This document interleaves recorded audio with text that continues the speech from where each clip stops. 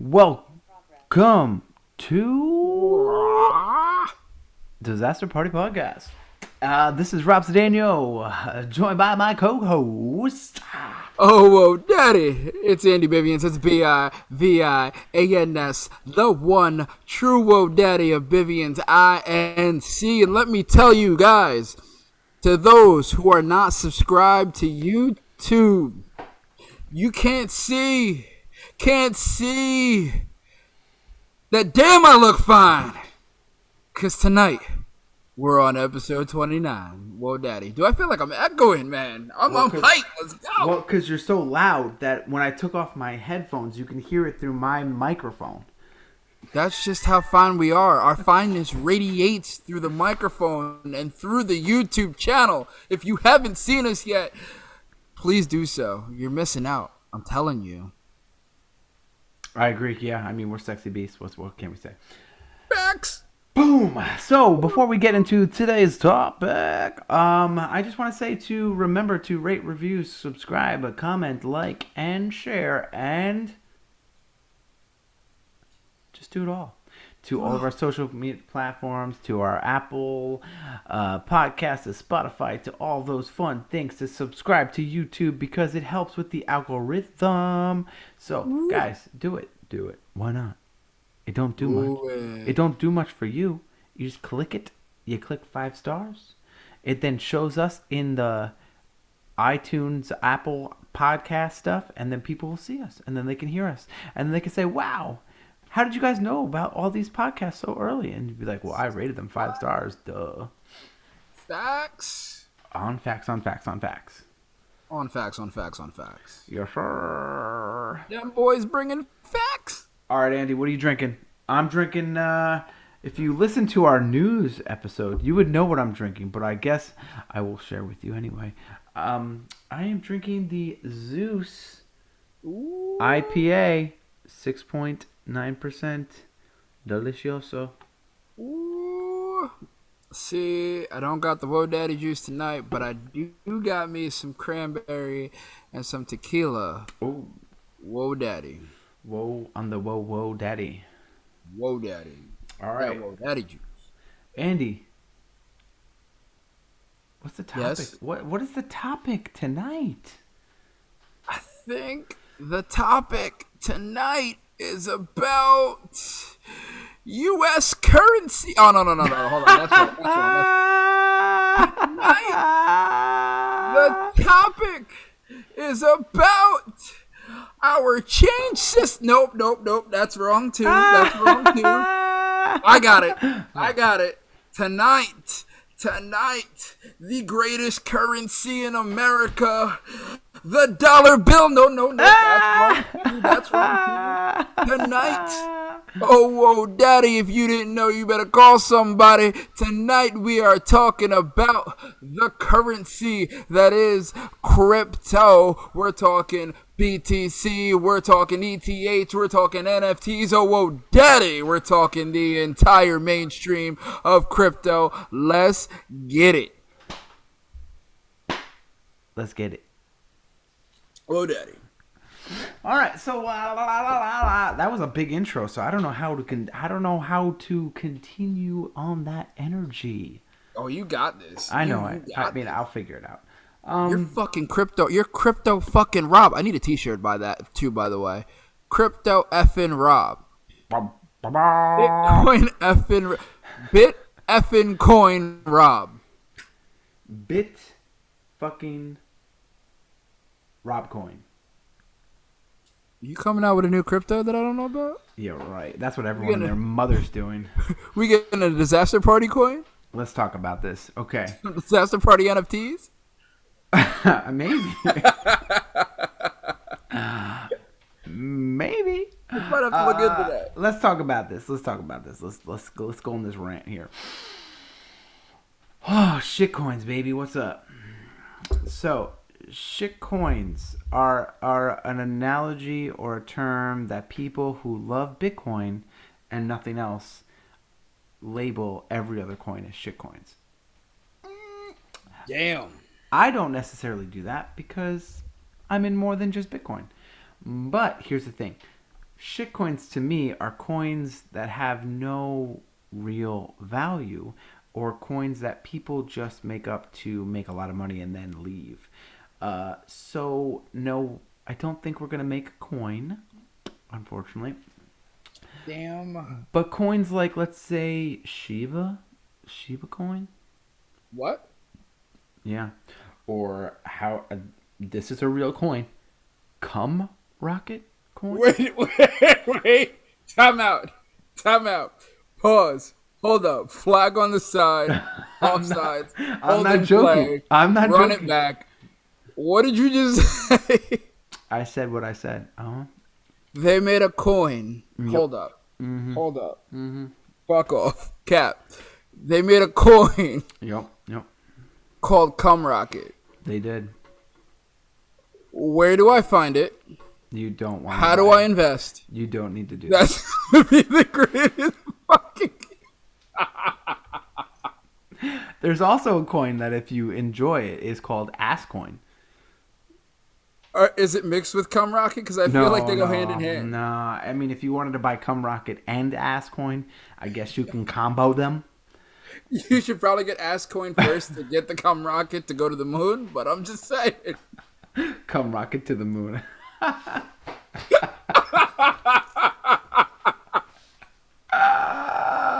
If you guys can realize, this is the first time I'm ever hearing about any of these coins. So those are shit coins. Okay, I think there is one called poo coin too. So I'm not even joking here. I just laughed so hard I turned my fucking light off. I'm fucking crying. All right, Dude, I'm not even joking. bro. Oh, okay. Why? Because they Does are. it at least like deal with like the porn industry in crypto, or is it like just No. someone's just like, I'm gonna make a fucking coin and call it Cum Rocket? That's pretty much what happens. So basically, what happens with these shit coins are someone hypes them up, gets everyone behind it. These people get in out early, so they get really early on the cum rocket. Then they go on the internet and they go, you gotta hop on the cum rocket. It's going to the fucking moon. And then people are like, I'm gonna buy the cum rocket. And then basically the cum rocket just shoots to the moon and then just crashes to its horrible death. For those of you on YouTube right now, do you see the literal tears coming out of my eyes? Can you just think of the hashtag? Hashtag cum rocket. That's it. That's all we're using. So, I'm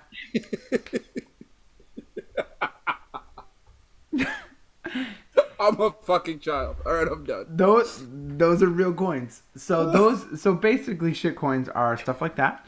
Stuff that have like unlimited they have like unlimited cap of coins, so coins are being constantly created, so there's no like limitation, so it's endless, so there's no real value. If they have no purpose and they're just kind of like, I guess, a Ponzi scheme of a coin, like a cum rocket is. So just What stuff you like learn that. today? I learned about cum rockets. So those are shit coins. 99.999999999% of those do not make it anywhere. So again, if you're looking at shit coins, and I'm gonna try to come at this as a I'm going to try to attack this conversation as if I am talking to a friend and trying to give them some kind of advice, but we're not financial advisors in any way, shape, or form. So anything I say is just my opinion and Andy's opinion. You don't need to listen to it. Even though Andy is laughing over here. You can't even have like a 4 words put together. We should have saved that for the end. I'm fucking useless now. Oh, all right. Okay, I think I'm good. It's just running through my head. Yeah, I know. Of all the ways they could try. Why don't you research it? Show me what the logo is. Hold please. Oh no! I don't While, even while know you what- while you do that, I'm gonna What'd you continue. learn today, Andy? I learned there's a coin called Gum Rocket. They're trying to shoot it to the moon.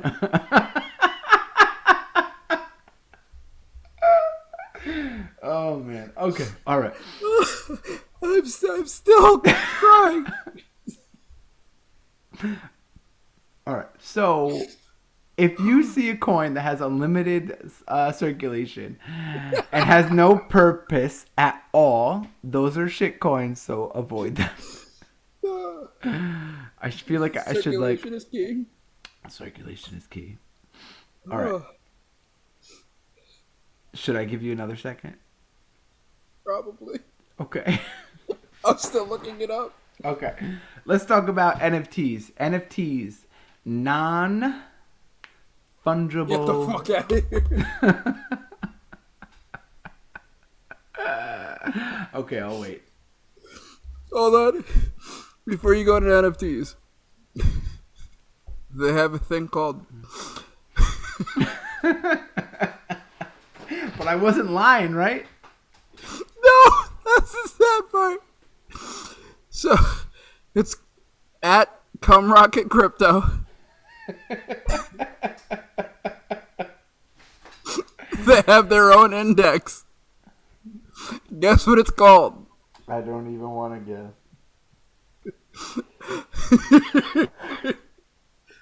guess. Cum Swap. I'm not even. Look, I'm not joking. Okay? Oh my god. I'm done. How? Like, auto routines V1 liquidity without showing any warning signs. Then it says automatically sets 6% slippage. Yo. Okay.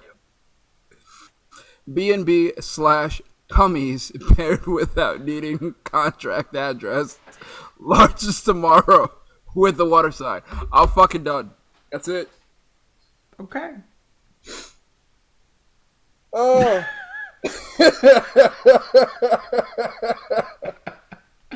Oh, okay.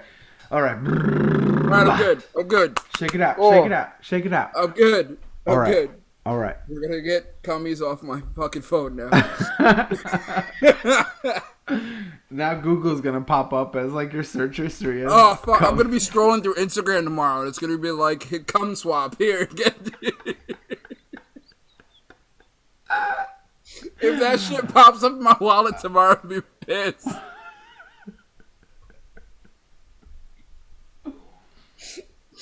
I'm totally thinking this is a clip just to let you know. Okay, all right. Let's. All right. By the way, if it does, We're not launch up in We're not price- editing this at all. Hell no. No. If it launches up in price, it's because of the Disaster Party podcast. It's gonna go just to. want to let you It's know. gonna go to 69 cents. That's what's gonna happen. Fucking rises.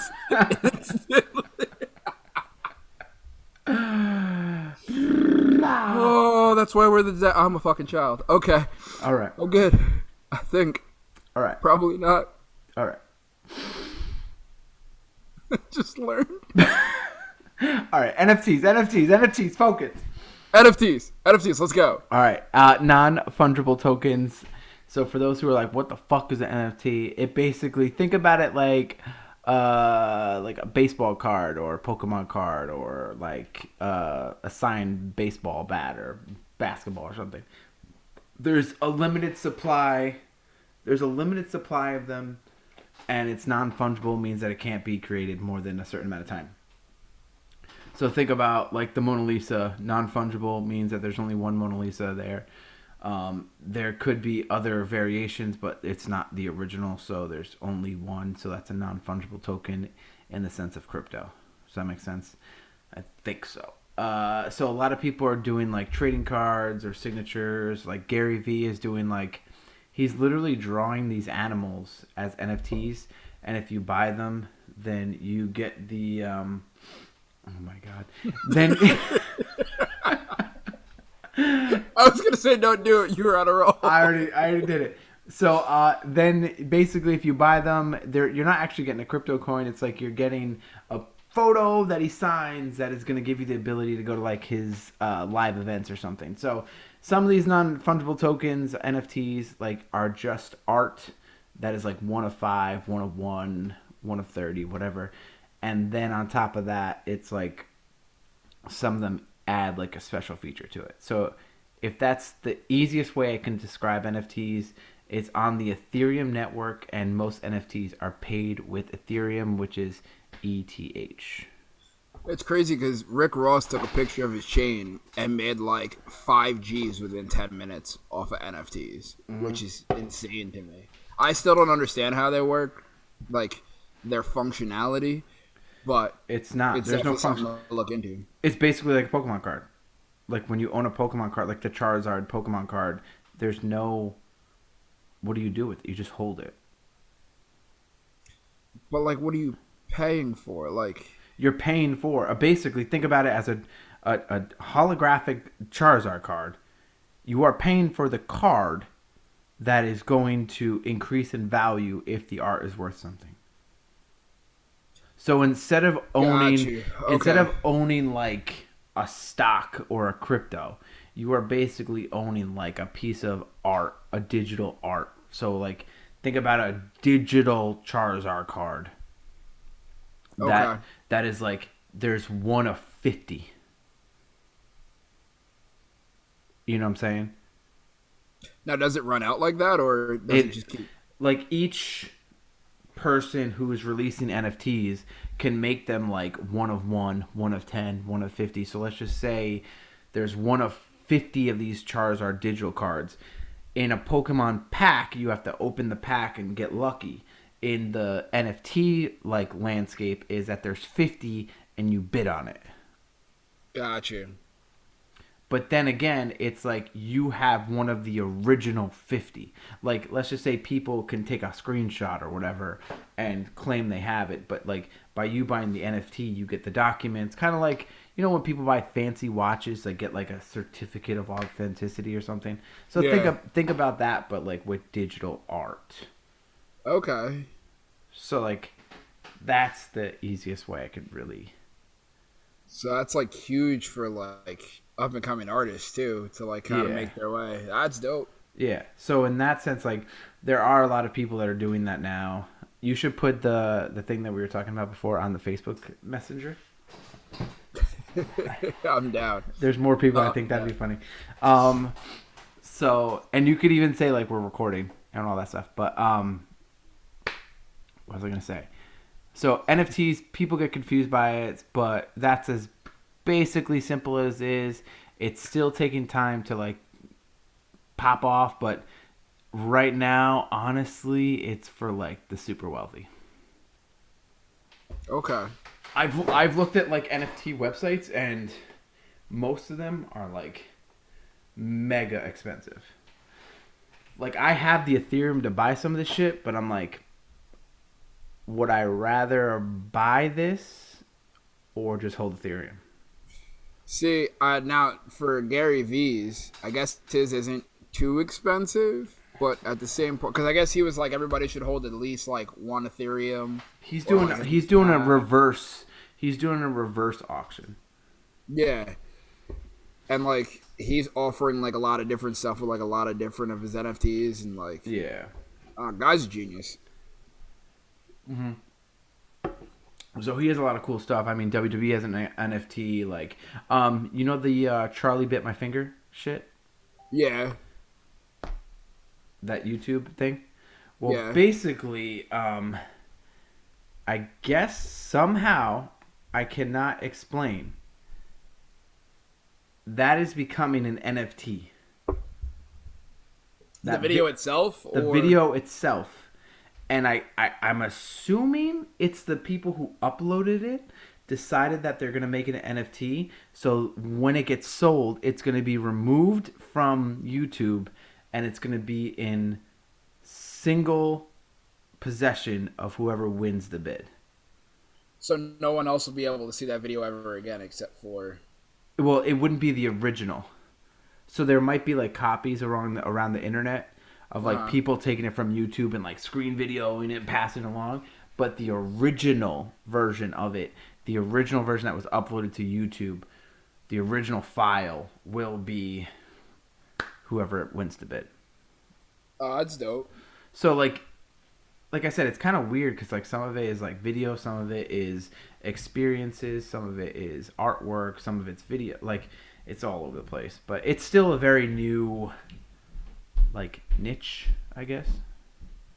Well, it only came out like what, 3 months ago? Within the last year, they've been talking about it for a while.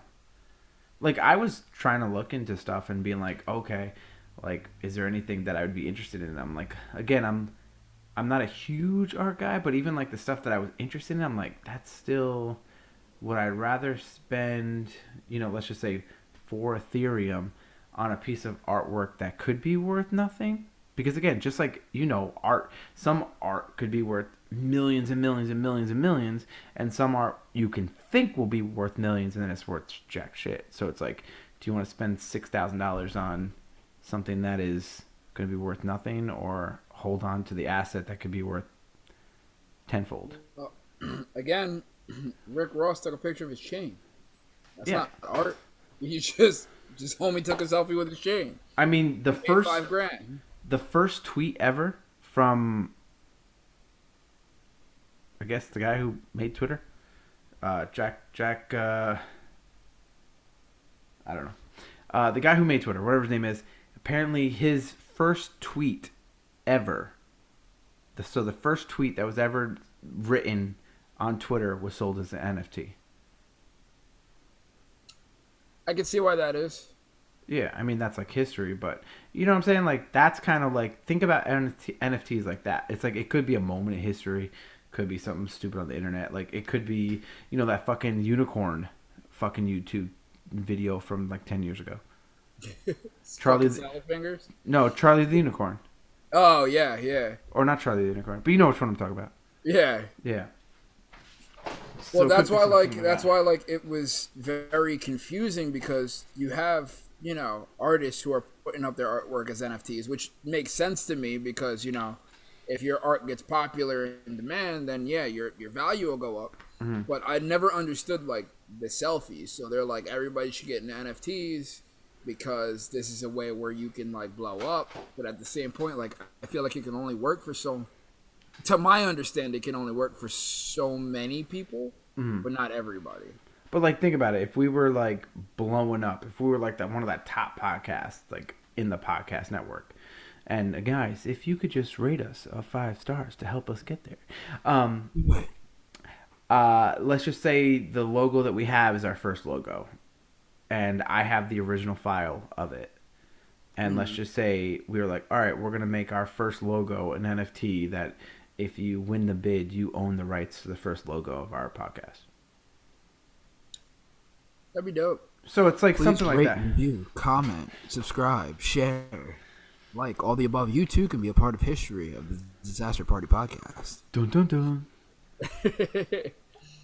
But I see that. I mean, if you put it in that sense, like that makes sense. But yeah. So I hope that kind of like helps out a little bit. So let's talk about DeFi.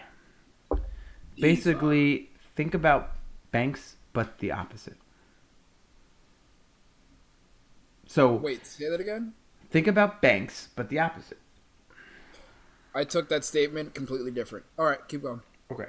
So in the sense of thinking about banks are centralized, they're controlled, they watch everything you do, blah, blah, blah, blah. So DeFi is basically a decentralized. So they don't have like a governing body. Your stuff is a little bit more secure, or not like in the sense of privacy, stuff like that. So that's DeFi. CeFi is like centralized crypto finance. So I would say things like BlockFi, Celsius, stuff like that. So like they're a little bit more centralized, they're a little bit more controlled, but they're safer than DeFi right now. But DeFi is more like they're giving you yield. So is CeFi, but DeFi is giving you higher yields because of just the way that they function, and there's no like regulation on it. Okay. So it's like you have more lenience with one than the other. Yeah, but one's safer security wise than the other. Yeah. But the DeFi has higher yields. So let's just say for CeFi like Celsius, it's like what 6.25% on your Bitcoin.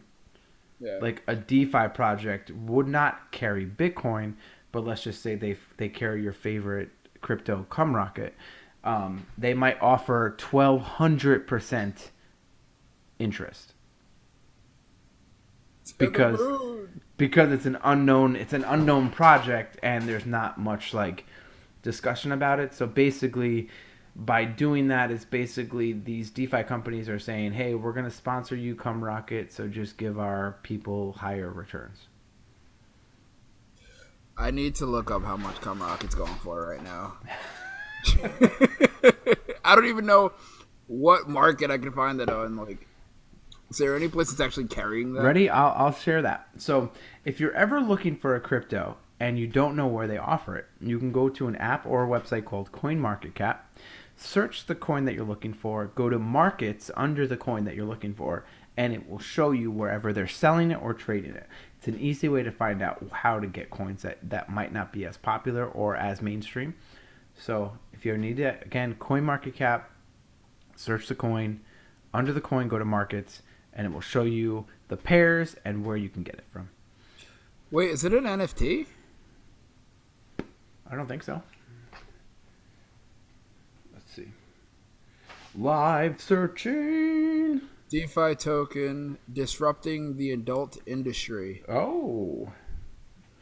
It's less than a penny. Oh.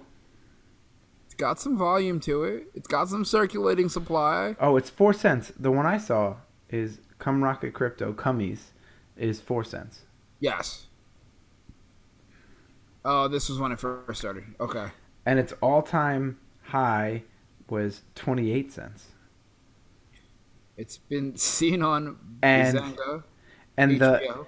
it hit its all-time high last week or May 4th. And then the crypto market crashed, which we can go into.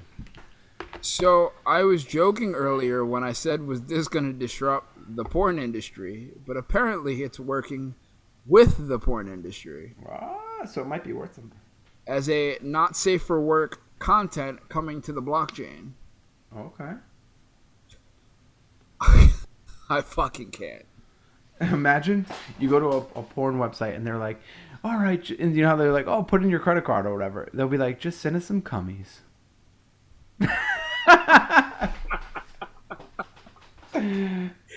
Use this browser tab to tap into your feed and view the latest content from your favorite creators. Collect your favorite content. Edit your profile. All right. Wait, hold on. It's listed on Coinbase and MarketCap. No, it's not listed on Coinbase.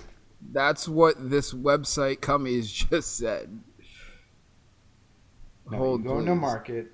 The only place... No, it is currently only available on PancakeSwap. Cumrocket Crypto. Yeah, you're right.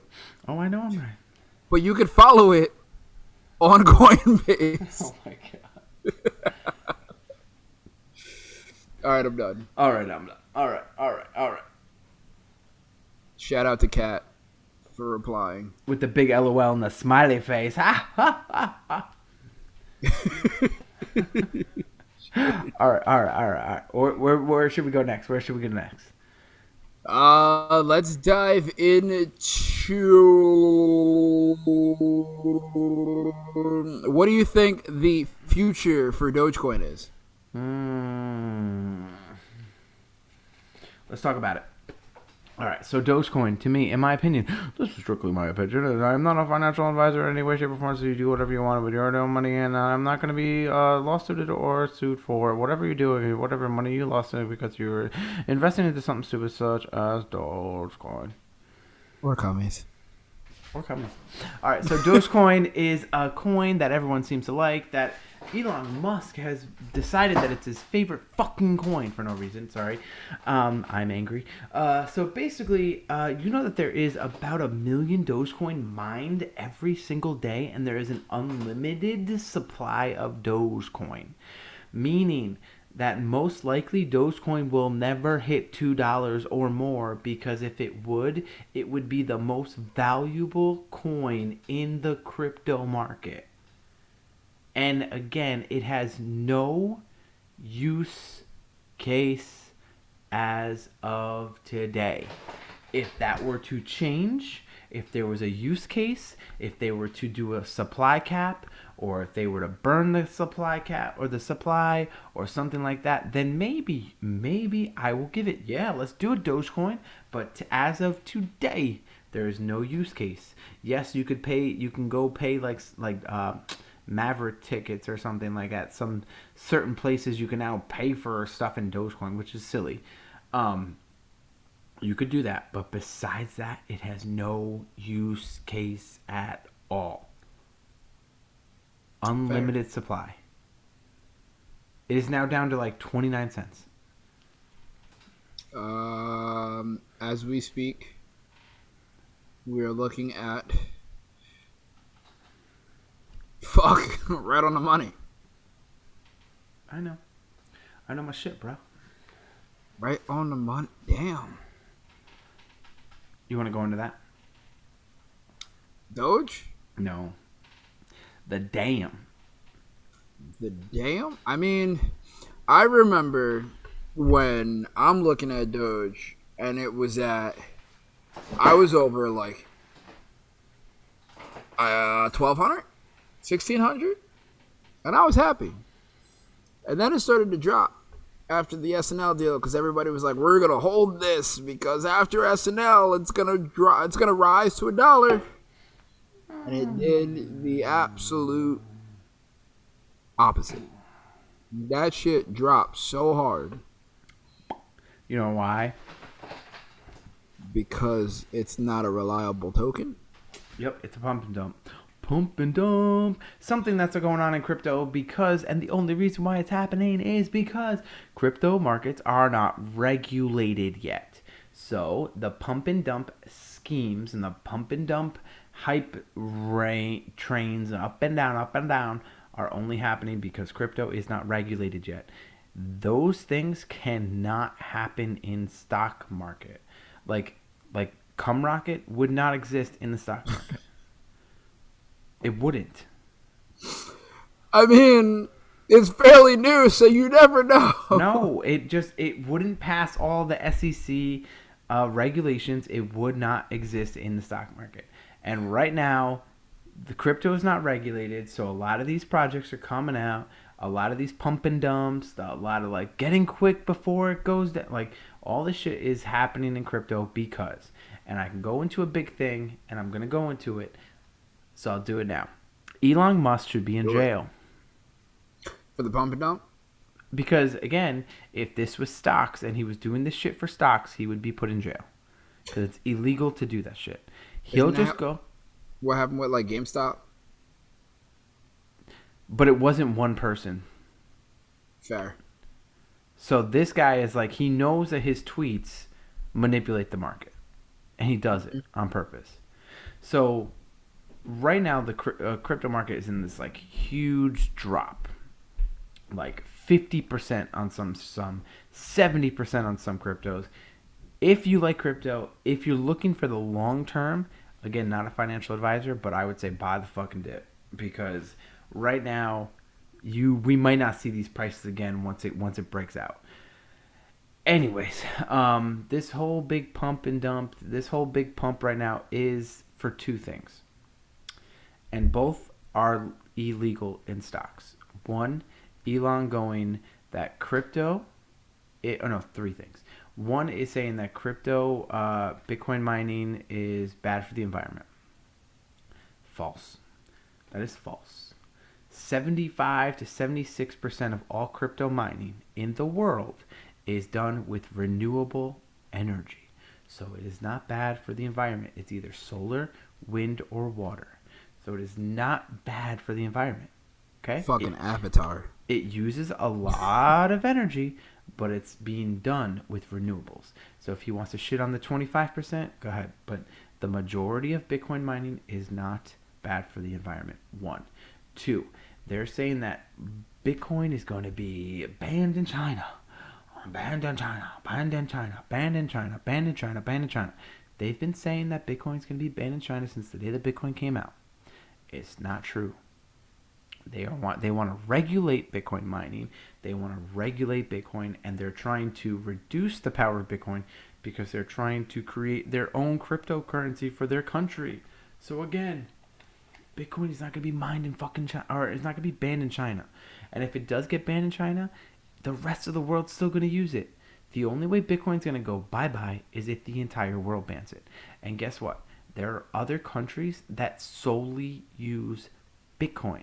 I was listening to a podcast, and the podcaster was in Venezuela, I think, now, like currently. And he's from the UK. And he said the last time he visited Venezuela, their dollar was in the shit hole, like it was bad, and these people were trying to find a way to make their money last because their inflation levels, it was like basically to the point that if like people were keeping their money in Bitcoin, but they couldn't spend it in Bitcoin because it wasn't available yet.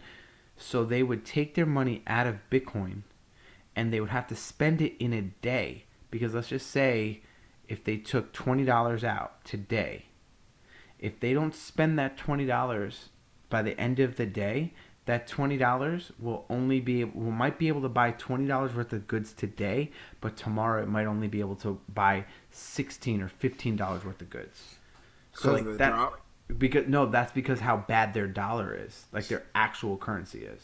Oh, yeah. So now I guess he's going there now, and he says every store, cafe, restaurant, gas station, everyone is accepting Bitcoin because their dollar is such shit that Bitcoin isn't out for these people. Think about it. He's saying that their dollar devalues on a daily basis. The fact that if you took $20 today and it can't buy you the same amount of goods tomorrow, that's showing how bad that currency is. That's insane. And that's how some parts of the world are. Well, that's why, like, I think crypto is good for, like, a lot of different parts of the world, because, like, you have people who don't live with their families in other parts of the world, you know? So they got to send them money, and when they send it through crypto, they're still sending the same dollar amount to their family, and it's not, like, converting over to whatever it is. So, like, if the American dollar is worth more, but they're sending the American dollar over to there, it's still the same amount that they need. Mm-hmm. And if they send it vice versa back over, then it's not being devalued. You're still getting the same price that it would be. And I think a lot of them, like, and people are even, I read an article that people are, like, starting, like, their own businesses and are able to, like, kind of, like, get back on their feet through crypto, because, like, that's, you know, they don't have to go to a bank, or, you know, they might not have access to a bank, so they can go through crypto and start their own business and then get back on their feet that way. But there's also stories, and this is just a crypto story, it's like there's people who want to just send a wire transfer to somebody, like you said, in a different country. For them to do that through a bank, so they have to go to a bank, they have to basically tell the bank exactly why they're sending it, who they're sending it to you, how much, blah, blah, blah. They're going to charge you a fee. You have to go through like a week or 2 or 3, depending on how much money, how big, blah, blah, blah, blah, all that stuff. Okay? That's all through a bank. If you do it through crypto, you just copy a code, you paste the code, you send the code. You don't have to know who the fucking person, like, again, you're cutting out the middleman of the bank. You're literally sending money to and from to someone you trust and you know, because you only share your code with people you trust and you know, or if you're like swapping exchanges or something. And right there, it's sent almost instantly for a minimum fee. Easy. Dude, you could send, if you're doing it right, you could send hundreds of thousands of dollars in Bitcoin for like $4.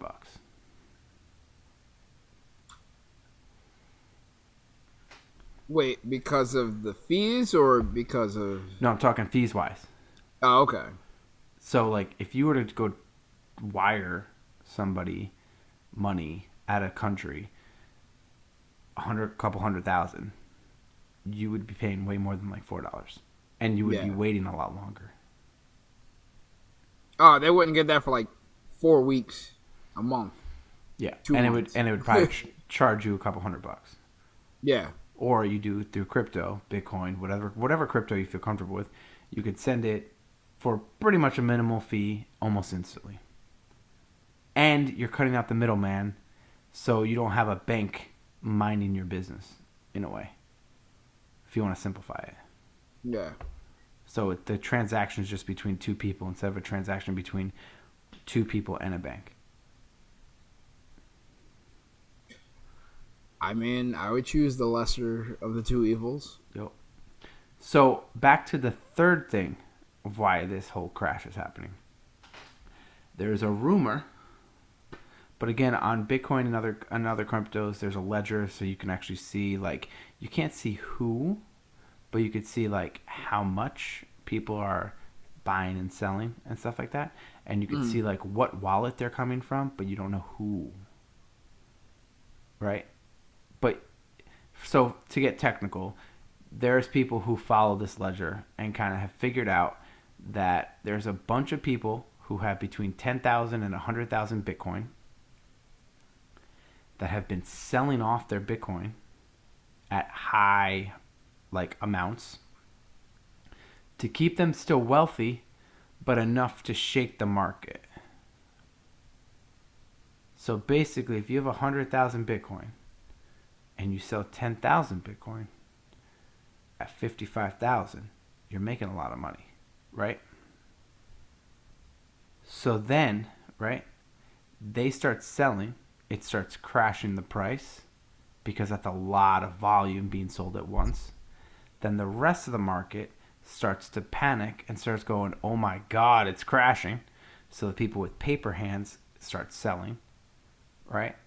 And then the people who then sold at 55 because they had so much Bitcoin are now just buying it back at 30, 32, 35. And they're making bank. So that is a big rumor, and apparently there's a lot of people watching the ledger of it, and they're seeing a lot of this like big whale Bitcoins selling massive amount, waiting, watching the market panic to push the price down, and then you're seeing a bunch, basically the same amount of Bitcoin, not price, not the dollar amount, the same amount of Bitcoin that was being sold is now being rebought.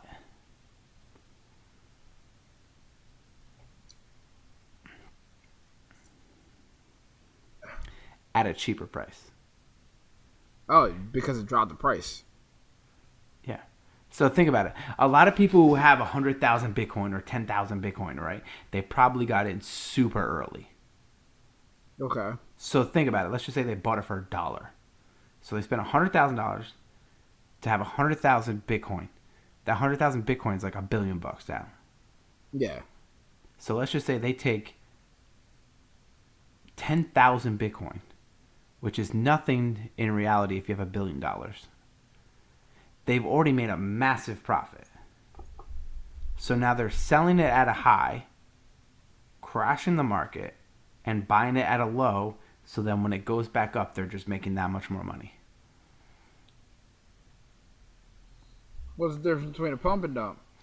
That That's is- the exact reason. But I think that, well, that's the rumor. The rumor is that these big whales, which are people who have massive amount of any kind of, even if in stocks, crypto, anything.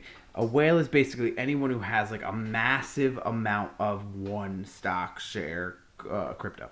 So basically, I'm thinking the rumor is that because there's so much talk about crypto being regulated, and once it's regulated, these things can no longer happen.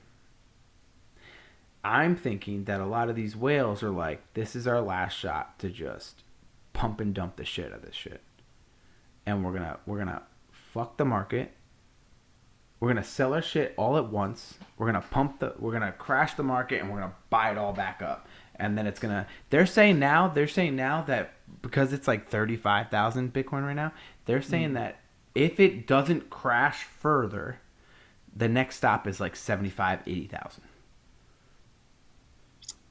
Sounds like a good rise to me. But you know what I'm saying? Like, think about these people selling at 55. They made massive profits. They crashed the market down. It hit as low as 29,800. Let's say they bought it all back then, and then it shoots up to 85. That should be illegal. It is illegal in stocks. So that's what I'm saying. I think these people are doing it because they're realizing that regulation is coming sooner than later, and this is their last hurrah at it. In my opinion. They get whatever they can out of it. Crash, rise, probably crash again, rise. Then it's regulated. Then they'll just let it roll. Yep, that's my opinion at least. Let's think about that. If you're really crashing the market from 60,000 to 35,000, then you're buying it back at 35,000. So that's 50% profit you're taking. Yep. To then rise back higher than that. Yep. That's 100% profit. Mm-hmm. To then crash it again, still have the same profits. No, I don't think they're going to crash it again once it hits. I think this is it. You don't think so? No, because I think regulation's coming faster than people actually realize. Fair. So I think that the Tesla, Elon, and then the big whales, I think this was like, hey, Elon's already fucking manipulating the market. Let's just fuck with it even more and just do it now. You think that's why he pulled out of Bitcoin? Like that's the true reason he pulled out? All right. So here's my thought, and I have not read this anywhere. This is my thought. I think that watching a year or less, Tesla's going to come out with better energy efficient Bitcoin miner. I see that. So they basically were like, Bitcoin's bad for the environment, and then they're going to make something to supplement it, to then market it and then profit. Because Tesla suggested that they were going to sell their crypto, but they didn't. You think he's going to come out with a better crypto miner, or you think he's just going to come out with his own coin?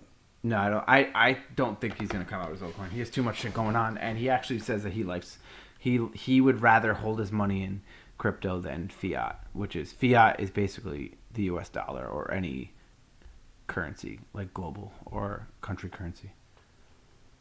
Well, that's what I'm saying though. Like, why wouldn't he create his own? I think he just enjoys what's out there. That's why he pumps Doge. That's why he sometimes pumps Bitcoin and stuff like that.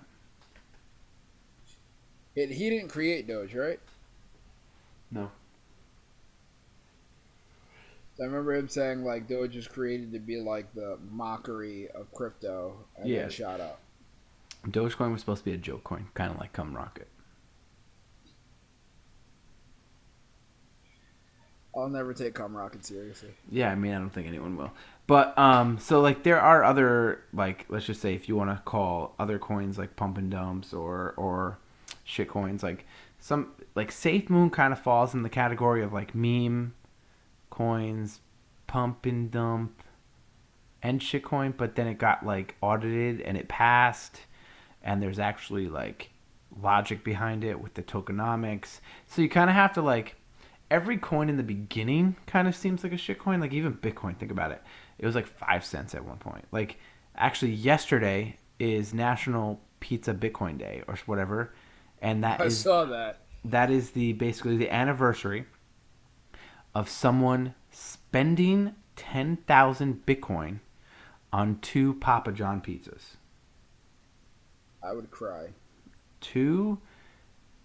10,000 Bitcoin, I believe, is like $400 million. And to think back then, if it was 2 Papa John pizzas coming from a fat kid over here, you're probably looking at about what, $20, $25 with delivery? 11 years ago. 10,000 coins were $25. Honestly, it's kind of how I look at SafeMoon now. Yeah. You know. Yeah, it's definitely like, so when you go to invest in any kind of coin, my suggestion always to anyone who asks me is to find something that you trust and believe in, that actually has a use case, that actually has a future. Kind of like same thing with stocks. Like, you want to invest in stocks. You don't want to invest in like a company that has no name, has no product and stuff like that. You want to invest in something that has a future, that has potential, that has good earnings, that has use case, like that has room for growth. Like, so the same thing with crypto. You don't want to just invest into anything that's just something that's like, oh, the cum rocket's gonna shoot to the moon, and you're like, I'm gonna get in on the bottom floor. But it's like, but I want to get it on the bottom. but besides getting in on the quote unquote bottom, like what is gonna get it to the moon, quote unquote moon? You know what I'm saying? Like, what will get it there? So like, if you want to say Bitcoin, right? I'll go through a couple. So if you want to say Bitcoin, it's like a digital gold. They're saying that it could possibly be the global reserve currency of the world, global, okay? And it's a scarce asset. There's only a certain amount of supply, so no more can be created. Some have already been lost. So again, in that aspect, it's not trying to build anything on it, but it's the scarcity, and that the scarcity adds to the fact that it's like gold. Gold is supposed to be scarce, even though they find gold all the time. It's a hard money. It can't be, no more can be created. So, okay, Bitcoin. Ethereum, on the other hand, the second cryptocurrency, there's a lot of projects built on it. There's a lot of apps built on it. There's DeFi built on it. There's NFTs built on it. There's Web3, which is like the new age internet. Like, there's so many things that are built on it. So that's a use case. So it's not just like, you know what I'm saying? There's a purpose behind it, and there's projects built on it. So think about it like, let's just say Apple is the brand, right? Yeah. Now, let's just say let's just say the Apple Watch is, in an imaginary world, the Apple Watch is not made by Apple, but Apple trusted enough that it builds under its brand. Okay. Okay? So think about that Apple iPhone. Let's just say it's not made by Apple, but it's under their brand. So think of Ethereum. Is Ethereum, and things get built on it, so it can make it bigger. Okay. And with Ethereum, it's an unlimited supply, I believe, right now, but they're doing a protocol update in July that is going to make it actually burn the supply and cap out the supply of Ethereum, which is why people think Ethereum's going to sky fucking rocket once that happens. Because again, the use case behind it, the limited supply, the utility of it, all that other stuff. So it's going to be basically Ethereum and Bitcoin, I think, are here to stay. They both have they're not in competition with each other at all. They both have two very strong use cases that don't compete. They both are going to be limited supply. They're both valuable. Then you go to like different ones, like you got Polkadot and Cardano, which are supposed to be like on-chain smart chain stuff. They're supposed to kind of be in competition with Ethereum, because Ethereum is slow right now and the fees are high. So Cardano and Polkadot are trying to do the same thing that Ethereum's doing, but faster and cheaper. So again, Gotcha. Ethereum has competition. So That then makes sense. Yeah. So you really have to go through and see, like there's a coin that I like that I've been telling my friends about called AMP. It's not like trying to change the world. It's not trying to do anything like that. It actually just partnered with a company that allows businesses, like brick and mortar businesses, to accept crypto. So basically, it's going to allow faster crypto payments between the app they just partnered with, which I can't think of at the top of my head, and stores. Okay. So again, that's its only use case. It's just to speed up transactions. It's like 3 cents right now. Again, if all the stores start accepting crypto, the fact that it's helping with the speed to me, it's going to launch it, but there's a use case there. And then you have to look at the total supply, you have to look at the market cap. So again, when you look at cryptos, you really have to look at more than just price and what people are saying about it. Because again, I'm sure, and again, I'm going back to it, I'm sure there's people on fucking TikTok going, fucking, we're going to the moon with cum rocket. And just pumping the coin with no purpose, and they're just going, we're going to the moon by it. We're going to the moon by it. We're going to the moon by it. But it's like, if you were to go, what is the use case? What is the market cap? What do you think the potential is? How it's going to change the world or change something in the next 5 years or whatever, 10 years?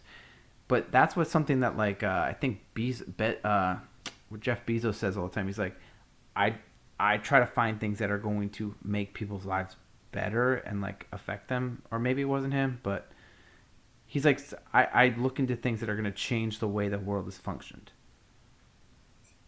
But see, like, that makes sense on why cryptos would be able to help. Yeah. You know? Well, if you think about... Go ahead. No, I was just going to say, again, going back to, like, people trying to send money back home, like, it's helping people's families. So, like, that's kind of how it's, like, helping better the world. Well, if you think about it in the sense of Bitcoin, just Bitcoin. The U.S. dollar, I don't care who you voted for or who you love, the last two presidents, Trump and Biden, and even Obama, have been printing money. So far, Trump's been the worst, but Joe Biden's right behind him. That they're printing money to... Basically, they're using the printing of more dollars as a Band-Aid to help the economy. Right? So in my opinion, instead of trying to find the source of the problem and trying to maybe change the structure of our economy or anything like that, they are just going, hey, if we just throw more money at it, it will look like it's doing better. This will help. This will help. Which in some cases it does, here and there. But long term, it's not. Because what happens is when you print more money, the dollars that we currently have get devalued. Because again, supply and demand, if you think about it like that. If you think about it, just let's go back to the Charizard example. If there was 1 million Charizard holographic cards, they wouldn't be as valuable as if there was only 30. Yeah. So think of that as the US dollar. If there's more dollars being printed, the current dollars are not worth as much and they don't go as far. Didn't like 40% of U.S. currency was printed like last year? In the last like year and a half, yeah. Because a lot of it is just like, I'm printing money to give you money. Like if there was something going like, we're going to print, or we have a plan that we're going to need this much money, we're going to tax so-and-so, we're going to work this out to get the money, then we'll do it. You know what I'm saying? Like that's kind of what I hear like with the infrastructure plan going on right now. It's like they're going to print the money, but then they're going to pay it back with taxing the rich or something. I don't know. Anyways, so if Bitcoin was the global reserve currency, right, there's a limited supply. So, meaning that no country, and this is not, the United States is not the only country that does this, that prints money. So it would basically force these countries to, instead of going, I'm going to print money and throw a Band-Aid at the problem, Bitcoin would basically be like, I have to fix the problem because there's only a limited supply of money. And we can't print any more money to give it out for free because it's not possible. Yeah. So then that would force people to act to improve instead of act to Band-Aid. That makes sense. So that's why a lot of people are like, we need a hard money for the world. Because again, before, I think we talked about this in the last Bitcoin or the crypto pod, is that the gold standard was removed in 1970, 71, 72, I don't know, Nixon. So basically, he was like, the dollar is not backed by gold anymore. So from that point on, the dollar bill was just a paper. Okay. It used to be a dollar bill represented a part of gold. Okay. So like let's just say the US Treasury had, I don't know, $1 trillion worth of gold. They can only have $1 trillion worth of paper money because it was attached to the value of gold. Yeah. So once they got off the gold standard, it didn't matter. You can have $quadrillion printed and nothing's backing it. It would be as useless as monopoly money. And the only reason why people still accept dollars in any country is because that is what is socially acceptable. Because in reality, the monopoly money is just as valuable as the US dollar after it was removed from the gold standard. But again, you can't go to a store and pay in monopoly money because it's not socially acceptable. Interesting. Yeah. So, because Bitcoin has the scarcity aspect of it, that there is a limited supply, nothing can be created. So basically, that's why the price rises, is because supply and demand. So once these countries start buying up Bitcoin, and once a couple of countries jump on a Bitcoin standard instead of a gold standard, because no country's on gold standard anymore. So once they start going on a gold standard, now the dollar, let's just say they have the Bitcoin standard, but they still give out dollars. Now the dollar is going to be attached to the amount of Bitcoin that they have.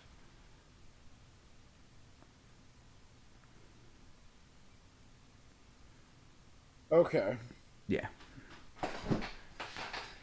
Confusing. But it makes sense. But I get it. Yeah. Like could I re-say that? No, but I understand like where you're coming from with that. And that's why there's Bitcoin,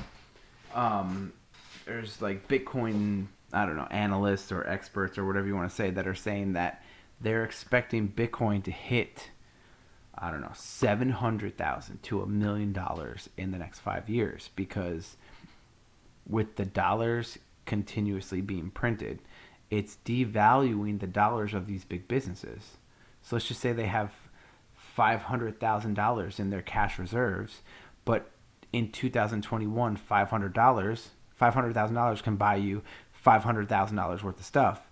But if they keep printing, now in 2022, that $500,000 will appear that it still spends as $500,000, but you'll get less. Inflation. And then let's just say 2023, same thing happens. 2024. So then essentially in 5 to 10 years, that $500,000 is spending like $100,000. That's crazy. So a lot of these businesses are going, well, Bitcoin goes up as inflation gets worse. So why don't we put our cash reserves into Bitcoin instead of a failing dollar? Because they're only going to earn on that. It's not going to devalue. Like, it's not going to decrease. Most likely. I mean, everything goes up and down, but yeah. So they're basically saying that in the next 5 years, as businesses go in, as banks go in, as real estate holdings go in, because there's people who just hold their money as real estate value. Like they'll just, like there's houses in London that people don't live in, that just rich people hold, they own, and they just let their houses sit there because it's a better way to hold money than in the bank. Oh, it's all in the bricks. Because the property value goes up every year. Mm-hmm. So they're basically saying, so banks, businesses, real estate, blah blah blah, stocks and bonds, countries, and as people start and all these businesses start putting money into Bitcoin, and the world starts adopting it as the goal, like the Bitcoin standard, that with all that money in, with all that belief in, they're saying $700 to $1 million a coin. I can see that. But then what the sad thing is that you might say today, damn, I have a full Bitcoin, $1 million, cool. I'm rich, right? But think about it. In order for that to happen, the dollar has to do pretty bad, meaning that $1 million today, 2021, will spend very differently in 2025, 2026. Again, inflation. Yeah. Everything goes up. So yeah, so they have to fix that. But Bitcoin seems to be a way that people think it can fix. You got to think, like, the banks aren't giving you that much return on your savings and your holdings either. Don't even get me started with that shit. What was it? 2% interest? Yeah, I'm talking to you. You know who I'm talking to if you listen to us. Can't find a bank that'll do that. I could find you. I know many places that can give you more than 2% interest. Is that all crypto? One isn't. Oh, all right. One is bonds. It's still not a bank, though. No, it's 5%. All right. You're definitely not finding a bank that'll give you 5%. Not even in a CD account. No. So the crazy thing here, I'm going to go a little tangent. So you're telling me that the banks will take your money in your bank account and give you 0.02%, but they will take your money and lend it out to somebody for a car, a house, personal loan, and charge anywhere from 2 to 20% interest to the people that take out the loans. So basically, the bank is profiting that if it's 20%, they're profiting that 19 point what 8 Yeah. or 9.8. Yep. Because they're putting your money back and then taking the rest of it. Yeah.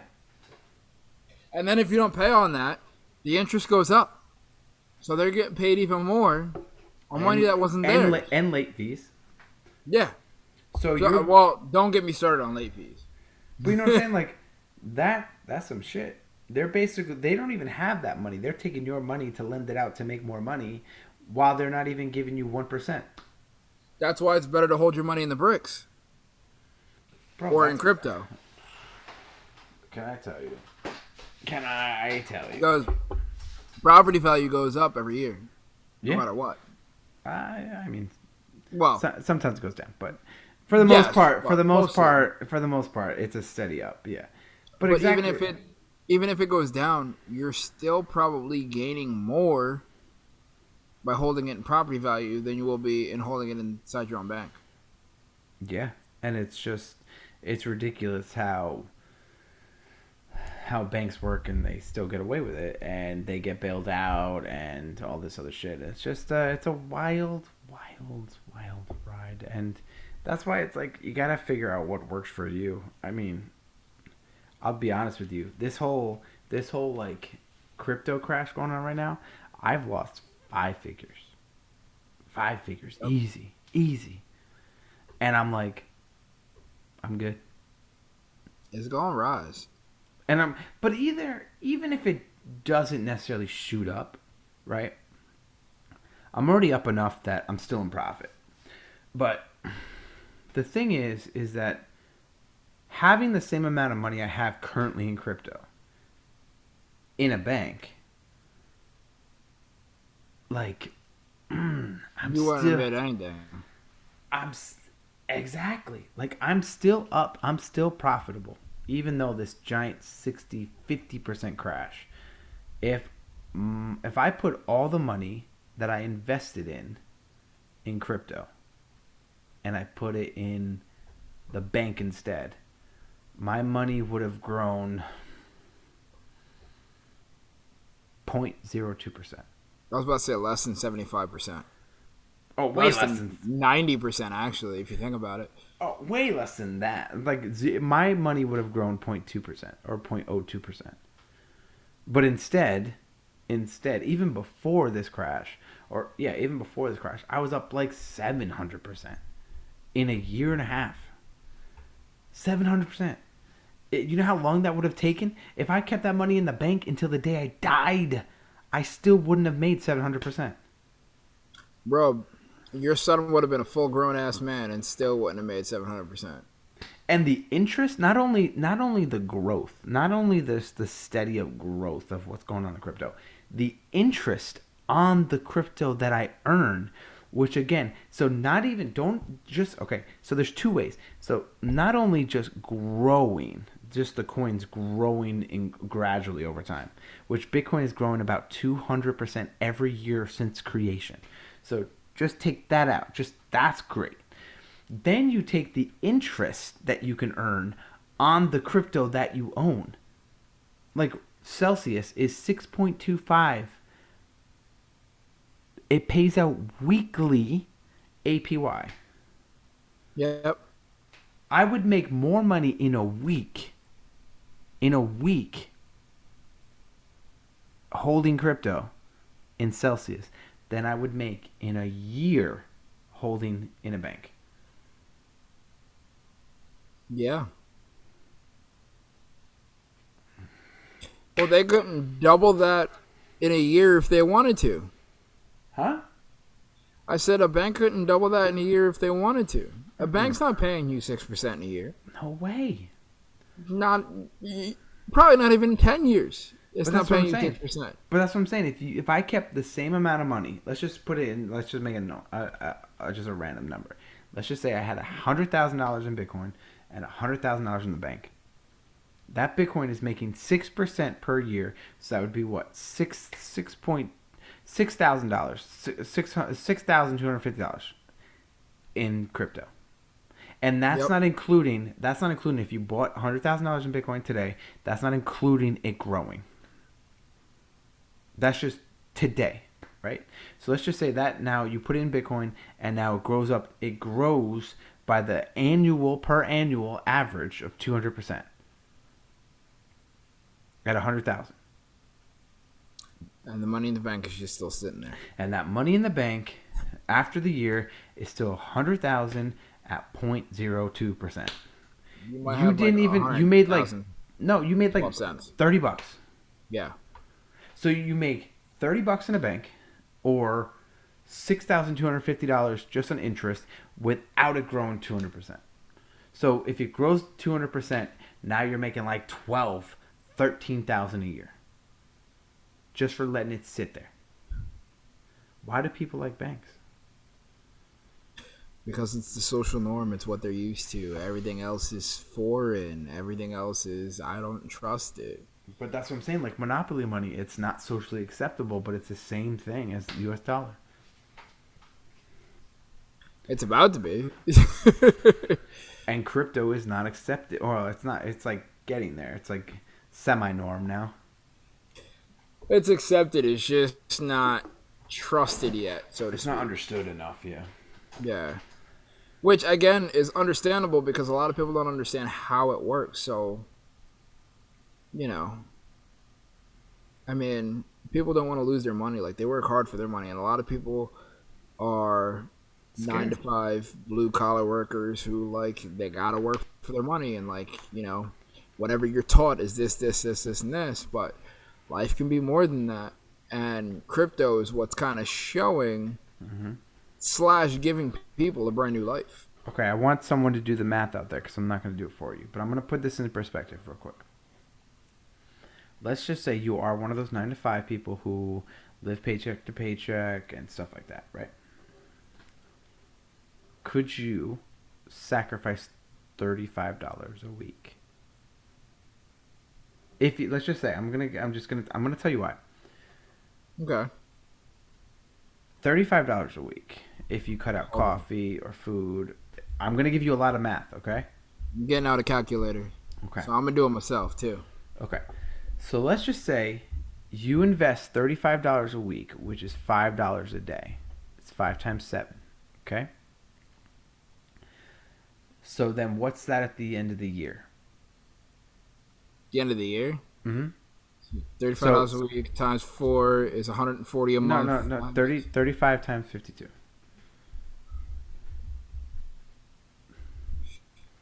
Hold on. 35 times 52. $1,820. Okay. 1,000 what? $1,820. Okay. So now you are going to say the average growth of annual growth of Bitcoin, which is 200%. Okay. So, all right, give me the numbers. 1,000. I'll do it real quick.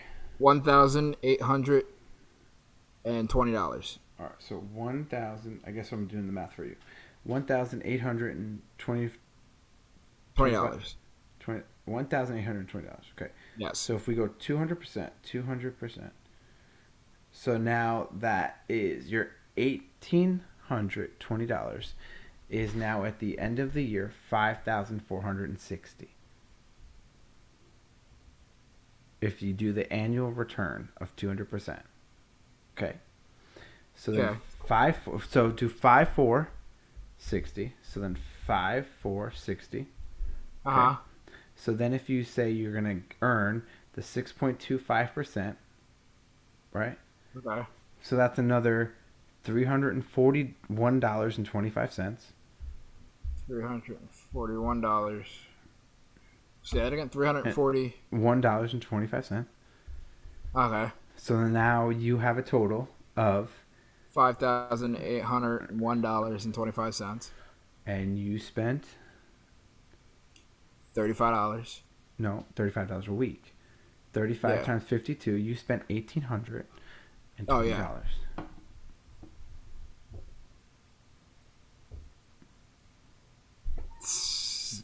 Seems like a no-brainer. So again, if you're working 9 to 5 and you only have $35 a week, I just showed you how you could turn $1,800 into $5,800. Just by A week. No, a year.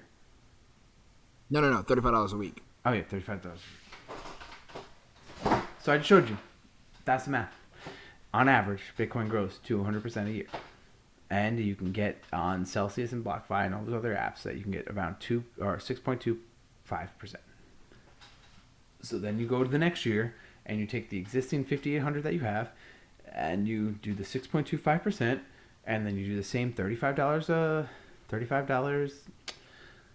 a week and then you do that again and then you do that again and then you do that again and then you do that again, and a couple of years you're now turning $1,800 a year. You started with $1,800 in the first year, and then that 200%, 200%, 5-10 years, you're to 100,000. Just keeps growing from there. As long as Bitcoin continues the same rally that it does every year, which is on average 200% every year since it's been created. Crazy. Yeah, crazy. It's all about just investing for the future. Yeah, it's just everything is just it's called dollar cost averaging. So you're dollar cost averaging. So it's $5 a day, $35 for the week. That's dollar cost averaging.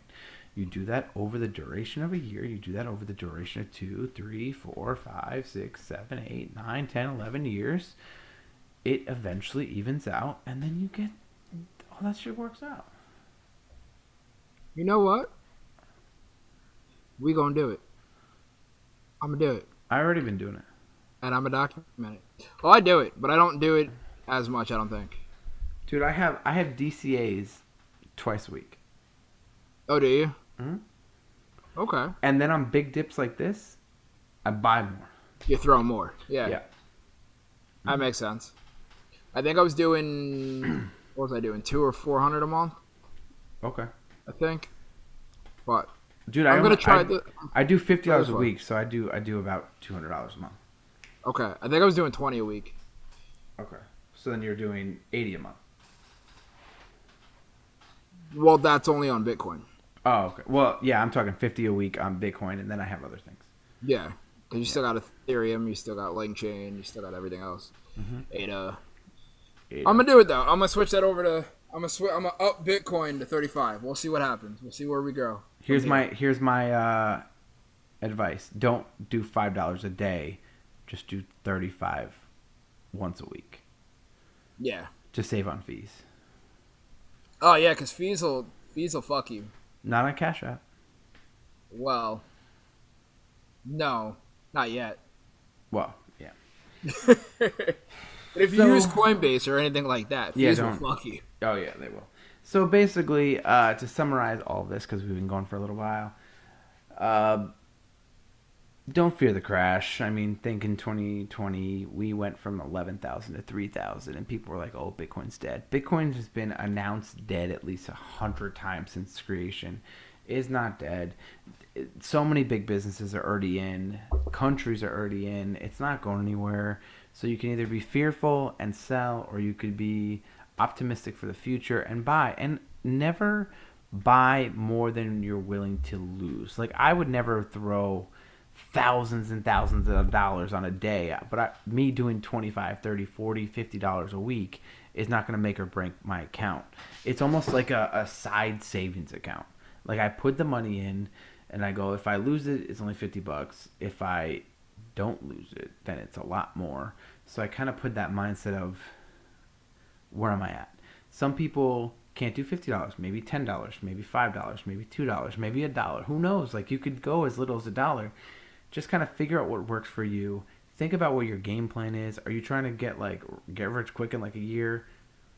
You could do that in crypto if you do a lot of come rocket kind of coins, but but again, those things can pop up as fast as they crash down. So if you don't time those right, you could put $10,000 into a coin that shoots up 10,000%.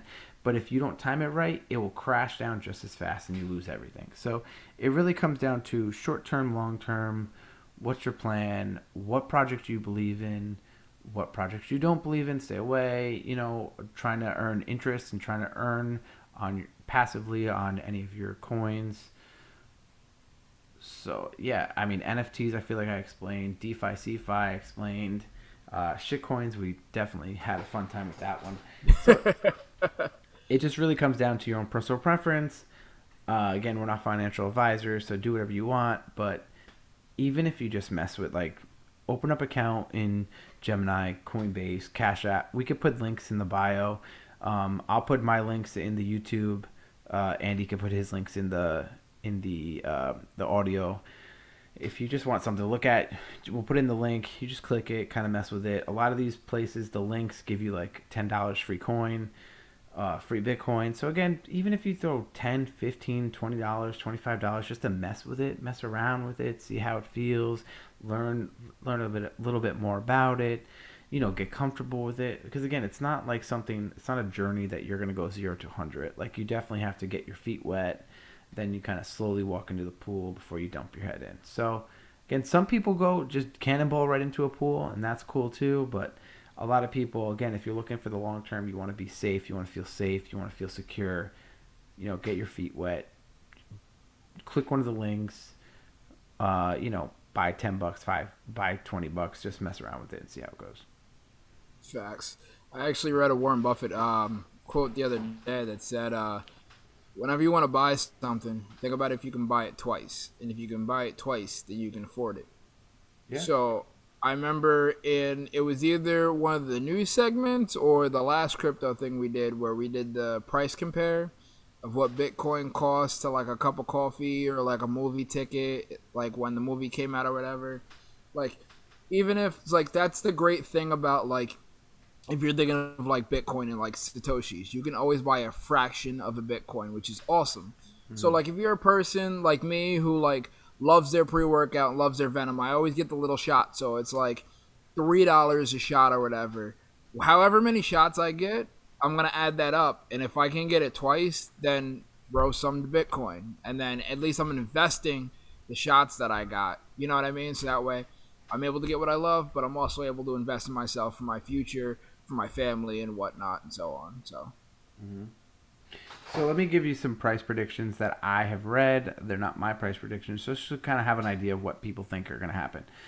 Bitcoin, people are saying 200,000 to 300,000 by the end of the year. Ethereum, they're saying 10 to 15,000 by the end of the year. ADA, Cardano, they're saying, I've heard anywhere from $10 to $30. It's like $1.30 right now. I'll take that. Polkadot, I'm seeing 300. I'm seeing Chainlink 500. Like, there's some crazy price predictions going on right now. So if you really look at these price predictions and you believe in them, we're fucking early. Yup. So again, you don't have to be in a bunch of different coins. Find like 1, 2, 3. Start out with one, if you know, and then kind of play around. But get comfortable first. Yes, sir. Yeah. If anyone has any questions on any of this stuff, again, just as always, you can like, share, comment, rate, review, subscribe to any of our YouTube, social, Apple, iTunes, Apple Podcasts, Spotify, Stitcher, all those other fucking podcast apps. Hit us up. Do it. Let us know what you think. If you have any questions, again, you can email us at disasterpartypod@gmail.com. Yep. If you have any questions, we can answer them there. You can also follow us at Disaster Party Pod on all social medias. Facebook, Insta, Twitter, TikTok, YouTube. Again, feel free. We're here. We're available. Just shoot a message, ask a question. We'll try to answer it. Do it. If you guys found this helpful, let us know. Maybe as time goes by and more coins start popping up or more information starts coming out, maybe we'll have to do a part 3 of the crypto world. Yeah. I agree. So Andy, we've already plugged the socials. Why don't you tell us what we're gonna do next week, kid? Ooh, let me see. As I go into my crystal ball. Ooh. Crystal. Let's see. Next week, I'm super excited. I cannot wait.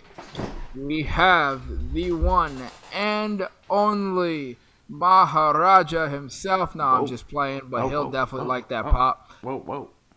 Big Dom is coming through, talking about his streaming and his gaming podcast. I'm super excited to have him on. He's one of my good friends. He's like a brother to me.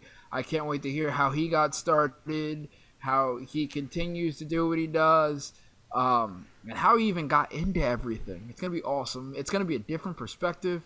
I'm so excited to have him on. I've been waiting months for this, as is he, so I'm very excited about this. And that is next week. Whoa, daddy. And then the week after that, we're going to do our first in-person podcast. Anything goes. We could talk about anything we want, see how the conversation goes. There is no direction, but we are going to be in person. This is going to be our first episode in person. Very first. And I think I haven't seen him forever. And I think we discussed, I don't know if you want to say with this and stick with it, but I believe we discussed that June 13th, we were going to do the Army of Dead? The Army of Dead movie review. I'm down with it. I saw it. I'm down. Okay. I'm down. I'm gonna We haven't done a review since May 2nd, so that will be over a month since we've done a review. And we did a lot of reviews in the past, like currently. So I think that's that's good enough space. Yeah, I think that's good enough space. So then after our Army of Dead review, the June 20th, we're going to have my pal, my brother from another country, my brother from across the pond, Matt Buss. We are going to do a Father's Day episode. We're going to discuss fatherhood, because him and I both had children in 6 months, 5 months of each other. So we're basically, we're basically going through fatherhood around the same time at the same time. And it's just interesting how we met, how our friendship continued, even though we lived in different countries, how we hung out multiple times a year in different states and different countries, and how our friendship has continued through all of that, and how now he lives in New York, and now we can see each other all the time, and now we have kids at the same time. It's just weird how life works. I dig it. I dig it. I'm not a father, but I'm going to have some questions. All right. And then the week after that, you want to explain that one. Ooh, I can't wait. He's been putting out videos. He's one of both of our closest friends. Nicky Boy is finally coming to the pod. Whoa, Daddy. I can't wait. We're going to talk about all things. Correct me if I'm wrong, but all things fitness, all things life, and all things health. He's had a hell of a journey, guys, and he's ready to talk about it. Oh, I'm excited to hear his story. Well, we know his story, but are you guys ready to hear it? Ooh, I don't know if they're ready. I don't think they're ready. I don't think they are either. They ain't ready. I don't think so. But anyways, that's the end of this podcast. So tune in next week to hear from Tom's and hear our news roundup. Whoa, Daddy. Whoa, Daddy. All right. So for the Disaster Party podcast, this is Rob Cedeno. Mr. Whoa, Daddy himself, Andy Bibians. And we are out. Bye. Bye. Peace.